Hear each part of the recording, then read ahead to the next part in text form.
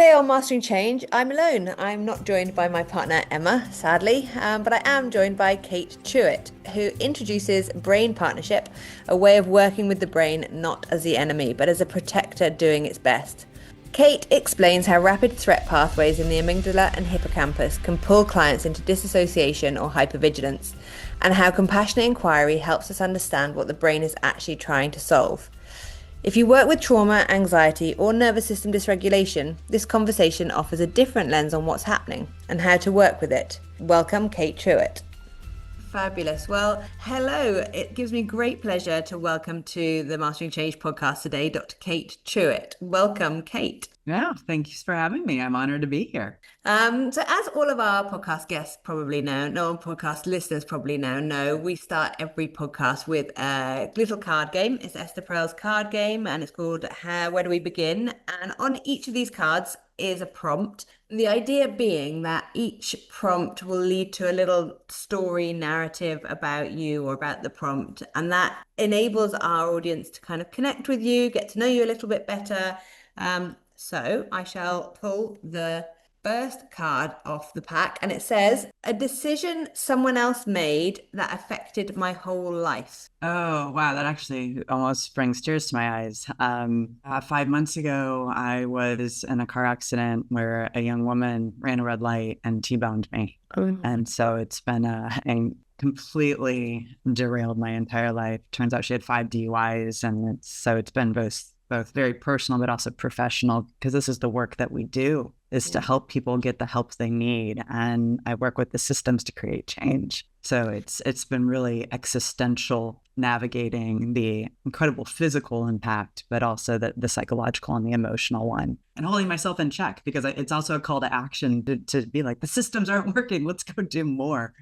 So how did you recover? Like, how long were you in hospital? For a long time? I'm still in treatment about 4 hours a day. I'm still on full-time medical leave. But when the opportunity to come on this podcast showed up, I listened to the podcast as soon as it was brought to my awareness. I was like, oh, I'm listening, and it's really powerful, the conversations you have. So this is one of the few things that I'm doing. I'm very honored to be here. But I had fractures in my neck. I had edema in my cervical spine, so brain swelling, very close to my brainstem, severe lumbar damage, and pretty severe concussion as well. And I'm still navigating. So, Wow. Oh my God. yeah. That sounds terrible. I'm so sorry that you went through that, and I'm sorry for, the whole situation, with for the woman as well, that kind of, as you say, this Yeah. broken. Well, I guess if you could possibly introduce yourself to our audience and so they could know a little bit more about you and what you do, or what you were doing before 5 months ago, I guess. and still doing. So let us know, what is it that you do? Yeah. So I'm a clinical psychologist. I'm also what's known as an applied neuroscientist, which means that I'm a translator of what's happening in the mind-body system, particularly the brain, as well as the ivory research towers. And how do we bring that into clinical care? That's a really, really purpose-driven passion project of mine, through something that I talk about, called a concept that we use all the time, called brain partnership, which is, how do we help people transcend the experience of self that is societally designated or labeled, and then internalized into an experience of, hey, my brain learned to survive this way, or my brain learned that this is what's important. And if it's not working for us, creating a compassionate space that we can get inquisitive and curious about in order to harness neuroplasticity to create change. I have an MBA in healthcare administration, so I have 2 master's degrees and a PhD. I also like to joke, I have daddy issues. So, and productivity and success was the way my brain learned to earn love. And so, high five me, I did good. And now I'm turning that around to give back to the world. I mean, I'm just, before I kind of delve in with some questions, I wonder how the experience that you just had with the car accident, how that, when you work so closely with the brain, and how you kind of have managed to kind of reconcile the work that you do with the experience that you had. I'd be really interested to, because obviously you've kind of had to live through it. And yeah, well, and I'm sure perhaps like you and many of the people who listen, and a lot of the individuals who speak at your conference, It's not the first time to have that reconciliation. For me, this time has been a really powerful call to action and leaning into the work that myself and my teams do. I have a clinic, I have an educational institute and a research foundation because it gives me hope. I know that, yes, I have pretty severe PTSD. I have a phenomenal trauma therapist. I'm in physical therapy almost daily. I know I'm in concussion treatment almost daily, doing exercises at minimum. And I know my brain can come back. It will be different. Yeah. And also, I know that recovery is possible and it's not just physiological. Yeah. I have all the big feelings. I have many big feelings. I also, that's the hope, especially on the really hard days, and having a team that will reach out to me and say, hey, how you doing, kid? You okay over there? Yeah. And I guess they're working with the brain, knowing the brain, being an applied neuroscientist though, and having an understanding more than any other person pretty much out there, would know that your brain, as you say, can come back, that it is plastic, that is something that I think, it must, I think that at least you have that, I guess, and at least you know that there is, as you say, there's hope, and it's you're, I guess, living through that, seeing yourself recover as well, and seeing what works for you and what doesn't work, I think must be really fascinating from a professional standpoint. Yeah. Absolutely. And also reflecting on what has worked for my patients. Yeah. Or the cases I've consulted on over the decades I've been doing this work. Yeah. And drawing on that wisdom and that expertise and experience. Yeah. Which is the hope. Is it is quite easy to spiral into powerlessness. When you have I had a migraine for 4 months and feeling like my brain was just lost to me, which was terrifying when one of my primary self-learned experiences for success was productivity. And I couldn't ask. Wow. So it's been really healing. I bet. And also it's when you go back into the like day-to-day work that you do, it's going to give you again another layer of perspective, another layer like from the perspective of your clients, which I think is always makes us richer, better, professionals really. But as you said, your work is based on a concept you call brain partnership, and I wondered if you could just tell me what it actually means to sort of partner with your brain or with the brain. Yeah, it's kind of a tongue-in-cheek thing that I came up with because I work in so many different levels of care, from individual patients to consulting for major organizations, whether it be United Nations or the Department of Defense, tech companies, et cetera. And so it's like, how do we create an accessible term, which is part of the translation part? So brain partnership literally means looking at our brain as a person or a construct in our world that we need to build a healthy relationship with. And I've been researching the amygdala for over 25 years now. And that's where the concept of brain partnership came from, is how do we partner with originally this fear-based part of our brain that can be so reactive, dissociative, numbing, and create a way for us to have compassionate, loving care for those awful, painful experiences in our lives. And so it's creating that space at neurobiological level. And I've learned in the course of the work that I do and in my own journey that when I can give my brain permission to just be human, because brains are weird, then I shift out of judgment and criticism and immediately start leaning into the compassionate inquiry, right? And the idea of how do we get curious about why the brain's being weird? And then I bring in the science on top of it. And when you work with clients and then you sort of explain to them to be this kind of to allow their brains to be human and to become curious with their brains, do they get answers, or is it more of a case of just an acceptance around, okay, my brain is like this and it's going to sometimes behave in ways that I maybe wish it wouldn't? What's the outcome generally? They get answers. Yeah. So the brain partnership is tied into a larger therapeutic model, the neurotriad model. Okay. And that framework has a number of different tools and techniques that we integrate in. A critical one that we use is the sense of self being what we call I case, which is the I is interoception, and then C is cognitions, A autonomic, S is somatosensory, and E is emotion. So our classic therapy terms. Yeah. But it's looking at how has the self been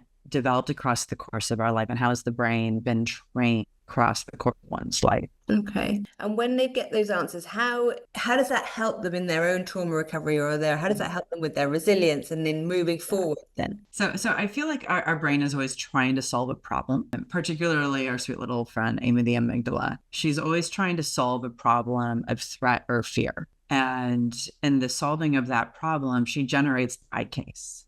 So like, say, like we have an iPhone, we have the I case. It's the self. It's a thing we're all married to. My phone knows more about me than anybody in the world. So my I case is the part of myself that knows more than anything, knows more about me than anything in the world. And so I'll use a personal example. When this car accident happened, the first thing I did was the thing that I always do is I ran into the fire, which in this situation meant I jumped out of the car because I saw that the driver who hit me wasn't moving. My job, my entire life, my brain, my I case has been taught to run into the fire, to save, to hyperproduce, to make sure everything's okay and everybody's going to be fine at my own expense. Perhaps some of the listeners might know their versions of that. I also will be a lifelong recovering people pleaser. And that's okay. When I start to unpack that, because that caused me greater damage to my brain and my body doing that behavior. But in that moment, I can now turn around to my own brain and say, okay, that's still a survival strategy that my brain leans into in moments of great distress or disturbance. Mm-hmm. Okay, high five, Amy. That's kept me alive for a long time. But also, what's a different thing that I need to learn? Oh, I need to learn to hold space for myself. I need to learn to be quiet. I need to learn to heal, not run into the fire. I wonder, I mean, the fact that again, I think this is, obviously such a difficult experience that you've just had, but also probably, as you said earlier, it's so healing that you've had to take 5 months and give yourself space. You haven't had a choice, you just literally couldn't be productive anymore. So everything that as you said, you found love through being productive and being, successful, and suddenly you've had to stop and look after yourself physically. I can see why it would have been so healing from almost a brain sort of perspective as well. Like I'm really interested. And that brings me on to the kind of question about neuroplasticity, which obviously is at the heart of your work. And can you explain how the brain's adaptability can be harnessed, not just to heal from trauma, but to thrive from it? Yeah. Well, and that's what it's all about, is helping our brain first through compassionate inquiry, curiosity, and self-love start to break down when I'm having the thoughts of XYZ that are fundamental to who I am as a human, not just me, but anybody. We all have the self-identity labels, the way the body operates in the world, whether it be shoulders up, whether it be posture forward, and the somatosensory experience of how we navigate in our baseline emotional journey. If we view that through the lens of the brain partnership model, and then we layer in neuroplasticity, we start to have space to go, oh, my brain learned this as critical survival strategies. And just like we learn 2 + 2 = 4, 2 times 2 = 4. Oh, that's weird. But what about 2 times 4? Oh, that's 8. Oh, interesting. Just as we can start to learn mathematics, we can start to shift the learnings of our brain survival strategies. And that shifting, that changing is neuroplasticity. And we can begin to rewire that. But there's something called stress-induced structural plasticity, which is something I love to talk about, because it's so permission giving to also realize that experience a lot of people know about, called the negativity bias, where our brain scans for threat and prioritizes bad, negative, painful things because it's solving the problem of threat. That can actually lay down specific neural freeways that are going to be prioritized over healthy learning. And that's because so hang on, let me walk that back. So our brains realize there's something stressful or threatening, and so they go around the healthy, they bypass what would be a healthy way of doing something because of the threat, and then they do that then every time. Yeah. So for me, people pleasing, that's my go-to strategy for survival. For some people, and this is my secondary strategy, is dissociation. With so many clients where dissociation into productivity, numbness, substances, addiction, whatever it is their go-to strategy because the pain was so big. Yeah. And now we can claw that back and say, actually, those are neural freeways, literal neural freeways that are driven through learning about threat and your brain trying to keep you alive. So you've gone around what would be the healthy through, this, your brain kind of creating a new pathway that is because of the threat. How do you then get your brain to stop using that very well trodden pathway then and start using a healthy one or creating a new healthy one? Yeah, because triggers are real, right? Yeah, absolutely. Yeah, they're so real and they're so uncomfortable and they're so fast that our conscious brain that's saying, I'd like to make a healthy choice here, in the moment of emotional reactivity or a trigger, part of our brain literally is inaccessible. And that's what the neuroscience shows. Yeah. So we have to meet the amygdala. We have to partner with her where she is at the baseline. And interestingly, one of the most critical ways to do that is through creating space for self-compassion and inquiry, curiosity. Additionally, sorry, can you do that? Like, so you imagine you've had an extremely traumatic experience in the past, and then, something happens in the present that is a trigger, recreates that experience. Is it in that moment that we have to be curious and self-compassionate, or is it in all the moments leading up to that? Because I just start trying to think of my own sort of experiences and thinking, when I am triggered by something, it's kind of like so quick. Like I haven't got time kind or compassionate to myself. So knowing all of these things, you would think I wouldn't be triggered, right? Yeah. Oh, I mean, the past 5 months have just been a wealth of triggers and even old trauma, old experiences bubbling up. And another area of expertise that I focus on is traumatic grief. Yeah. And so all of that has been at the forefront. So you are absolutely right. And in fact, our amygdala is 4 times faster than our thinking brain. So in that moment, our prefrontal cortex is not invited to the conversation. Amy, the amygdala is just like, whoop, I'm gone. Yeah. Because she's got her back. She's going, high five, I've got you. I'm going to keep you alive. Yeah. No matter what, I'm keeping you alive. But here's what's really cool. So we can geek out with evolution for a moment. Amazing. Yes. So our prefrontal cortex, depending on which scientists you look at, is between 70,000 and 100,000 years old.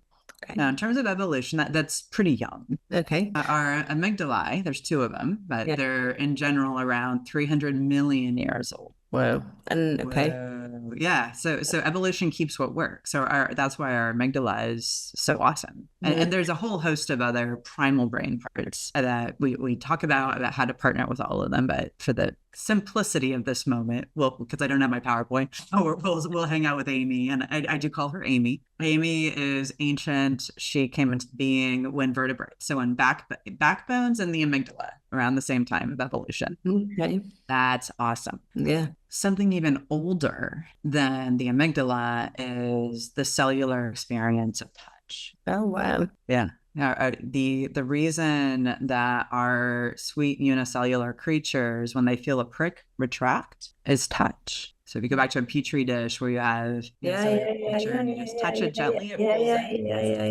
Yeah. The reason we were able to leave the ocean floor, it's like the royal we of evolution, was because we had parts of our system that were interacting with what was flowing in the water around us and learning to adapt and change. That's touch.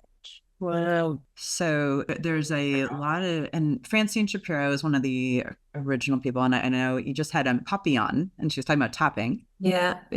So that taps into these ancient neurobiological systems that there's a ton of research on that fundamentally change the way our brain is processing information, and even the way our spine is making sense of pain signals versus positive receptivity. And it can even dampen pain signals, physical or emotional, down to the level of our spine. Unbelievable. Okay, this is really so cool. Yeah, it's so cool. And I don't want to jump ahead because I really want to hear. So you said the amygdala was old, and then the cellular kind of experience of touch is even older. So where does that lead on from? So knowing those 2 pieces of information, how does that then help us in that moment of prefrontal cortex being off and Mhm. amygdala coming and to the rescue. So our brain loves automatic behavior, so that there's two ways that it helps us. One is much like Puppy was talking about, integrating daily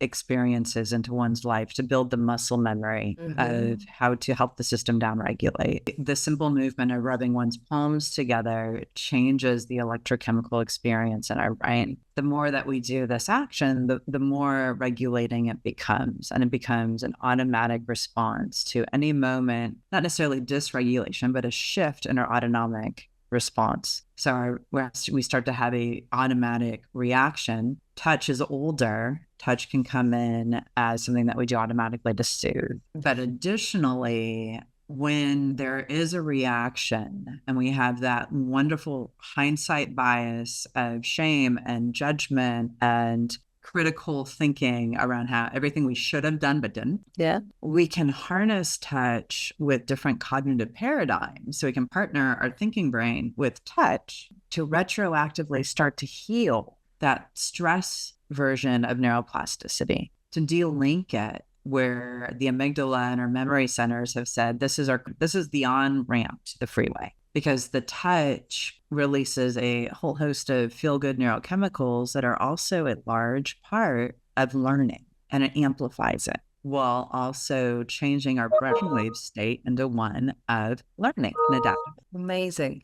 Fascinating. I mean, I know that, so I don't know enough about touch, and I know that I'm sure you're familiar. Are you familiar with Ruth Lanius, the neuroscientist? Yes. Ruth Lanius. So Yeah. she's done the Yeah. That's study on, great. on touch, and I'm like, now I'm talking to you. I'm like, oh my goodness, I really want to go and see what the results of her study were, because I'm sure it's all linked to all of this information, and I just think it's fascinating, and obviously going to be super useful to all our kind of listeners, whether they're kind of working with people who, working with clients, to just have that knowledge of, like, as you say, like, we can use touch in moments when, a client might not be able to be in the therapy room 24/7, but they are able to, rub their hands together at any moment, during the week when they're not with their therapist. So yeah, we're super helpful. You also mentioned something which we kind of, again, sorry, Dawi, you're just so fascinated. No, this is the point. You mentioned something called stress-induced structure. I can't even say it. Plasticity. Yeah. We all assist. I've never heard of it. Never heard of it. Sorry, say it again. Say it. Stress-induced structural plasticity. Okay. It's very few mental health professionals, and I've been very honored and blessed to walk alongside and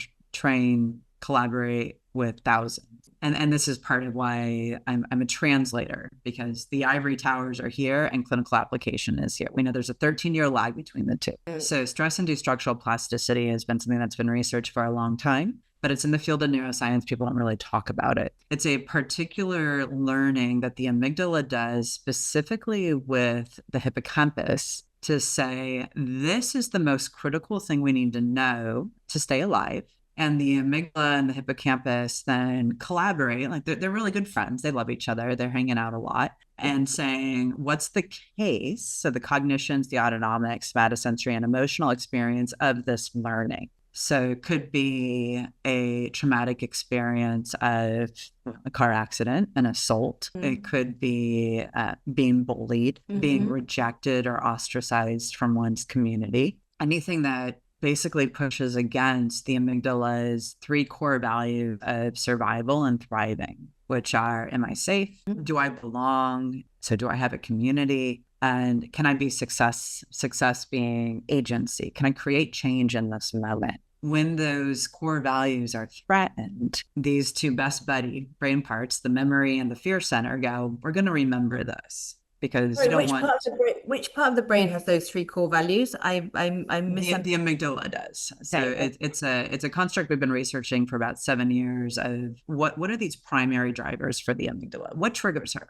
And how do we conceptualize that in such a way that we can then turn this into a therapeutic paradigm or even a societal paradigm to say, why is my brain being weird? But if there's a threat to our life, our brain's weird. If there's a threat to our connection to things we care about, whether it be a relationship, or in California, we're once again going through the fires. I live in the Altadena area, so connection to our community, our belongings with the massive fires in California. That's a significant anchor in that. Or agency. Somebody's in a space of powerlessness or worthlessness. As somebody's being harmed or abused, and we can look at the global stage around that for sure. Yeah. Our amygdala pays really close attention and builds super freeways to safety and survivability. And those freeways are stress-induced structural plasticity, and they're based in stress hormones because our brain loves us. And what happens to the brain under chronic stress then? And how do so what happens first of all, I guess? Yeah, our amygdala starts to run the show, and we have less and less access to our thinking brain. Yeah. Okay. And then our thinking brain just shuts off under chronic stress, and if the amygdala is running the show, then the amygdala is doing these life-saving behaviors that are potentially destructive to us. Yeah. For us. Yeah. Right. And again, the rewiring of that is everything that we've just talked about, is that everything that we've been discussing. Okay. Yeah. Take an extreme example, if I might. Please. So individuals who are experiencing suicidal considerations. That is, and go on a leap of faith with me here for a moment. Those types of thoughts, that type of planning, that actually is tied to their brain saying this pain is so insurmountable. The only way I have agency and can now be safe, given how impossibly intractable this pain is to identify some way to make it stop. And it's a neurobiological loop. And in that way, those thoughts become less scary, because now we can start to look at the fact that this is actually the brain, the amygdala, through the lens of brain partnership, trying to take care of us. But it's all driven by stress-induced structural plasticity. So that being said, if that's where the amygdala is, and saying the only way I can have agency is to do this thing, which obviously then removes all future possibility of agency, how, when someone is stuck in that, because the amygdala is it thinks it's trying to save their lives, so it's not going to, and the thinking brain is gone. So how do you bring that person back to switch back on the thinking brain so that terrible thing doesn't happen? So that's where the opportunity lies, is to say, oh, this is, oddly enough, the way my brain is trying to help me right now. Okay, so we've gone back to compassionate inquiry. So what do we do to create change? Now, in the therapists, clinicians, first responders space, which we do a lot of work and trainings with, in that moment, we're grounding them back into the moment. We're helping their system come back into the room, and we're pulling back the shame curtain. We're pulling back the judgment, the fear, or even the rage, and saying, wow, look what your brain has learned. Look what your brain is trying to do, how your amygdala, how your sweet little superpower Amy is trying to keep you alive in this moment, because she knows that this is really awful. And this is the way she's trying to create change, because she's stuck, but at least in this way, you can go in a different direction this way. Now, we know that suicide is a long-term consequence to a immediate problem. But now we start to create the space to have a different type of conversation. They're going, oh yeah, your brain, this is normal. This is your brain trying to get you out of pain. Oh, wow. And then we can start to bring in tapping, mindful touch, breath work, all of the other regulating ways that we can start to change the way the system is making sense of the current moment and harness neuroplasticity. I mean, it's fascinating. Honestly, it's like to really understand the brain in the way that you do, I think is so important for the kind of the work in the trauma space, and you kind of make it really accessible as well, which I think is really important, because obviously neuroscience can be very it can be, and like it's deeply academic, and like you say, you kind of are this bridge between the academia, and that's what I suppose you just said at the beginning. A kind of applied neuroscientist is someone who is able to take that research, you have a research institute, and then take it to train therapists to use it in a way that is not accessible not only to the clinician but also to their clients. And I think that's invaluable, to be honest. And I think I was just wanting to ask you, like, how do you translate this kind of serious academia into useful strategies for clinicians and for anyone else out in the wider world, well, and what you just said there is so important, is everybody else in the wider world. Yeah. Because mental health is a human right, but therapy is a privilege. Most people do not have access to therapy. everybody has a brain. Everybody has these foundational principles that drive the way we're showing up in the world. We know nobody's uniform. Everybody's a beautiful snowflake with certain neurobiological constructs that run parallel to one another. And so that is one of the critical goals, is how do we do that translational piece? And so the way we've designed the brain partnership, the neurotriad model, is through all of these different building blocks and frameworks of, like, we're acronym junkies. So it's like, here's the sense cascade. Like, how is your brain encoding a threat? Okay, you're sensing and something that's happening, you're experiencing it, and your emotions, your somatosensory experience is coming upward. Now, how are we going to follow that? And that's an entire cascade of experiences that then may or may not lead to a safety assessment. And if there's threat, then our brain encodes it. And so we disseminate those data points into corporate environments, into the allied health environments, and into the clinical space. CASE is a great acronym. The I case. Who am I in the world?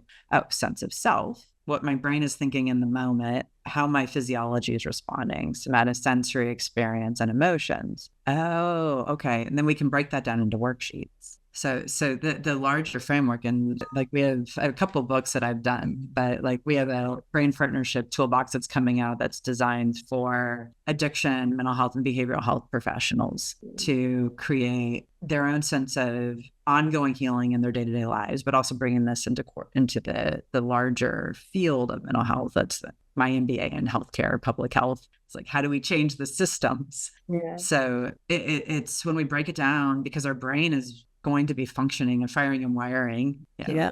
That's the Hebbian principle, 1949. That hasn't changed. When we start breaking it down to the building blocks, then we can start to disseminate this, not just in the therapy room, but to what you just said, and in the moments in between sessions. Yeah. And I mean, that brings us actually brilliantly to the very final question that we always ask all of our podcast guests. And I think you basically just answered it, right? But when we think about the world that we live in today, from, if we go right the way out to kind of the larger systems, to the kind of the political world, the environment, the kind of the climate, there is so much anxiety and fear and doubt and just worry in general, I think. And then if we bring that into kind of our kind of closer environments, so our communities and our relationships with our friends and our family and each other, there is still, this kind of feeling of unrest and unease, the disease that's permeating, I think, in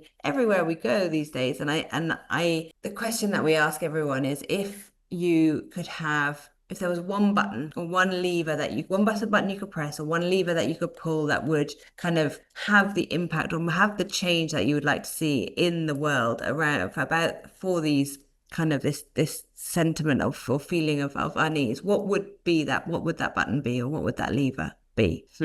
Can it be a derivative of like compassion, but also self-compassion? Absolutely, of course. Yeah.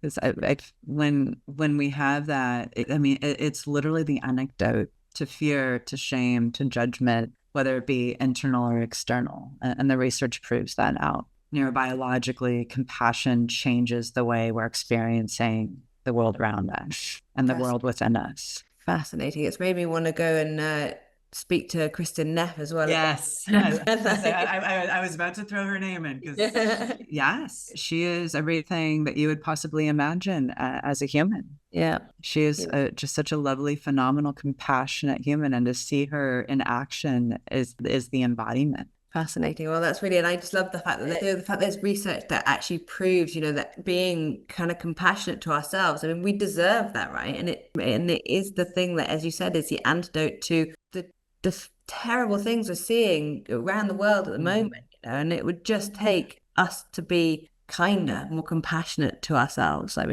That's just a wonderful, lovely answer. And I wish for everyone listening, I hope for everyone listening that they're able to practice some self-compassion after listening to this episode. And honestly, Kate, this is Dr. Kate Truitt. This has been a really, really fascinating podcast. I've really enjoyed everything we've talked about. I mean, my mind has been, I've been trying to keep up with all the neuroscience and stuff, and it has been, you've done a brilliant job of kind of explaining it to me and making, I really understood a lot of what you've sort of said, and it makes sense. So much makes sense, much more than sort of half an hour, 40 minutes ago. So thank you so much. Thank you for just passion project, and just, high five brain, you're doing the thing. And that's what I was like, be gentle. Our brain always has our back.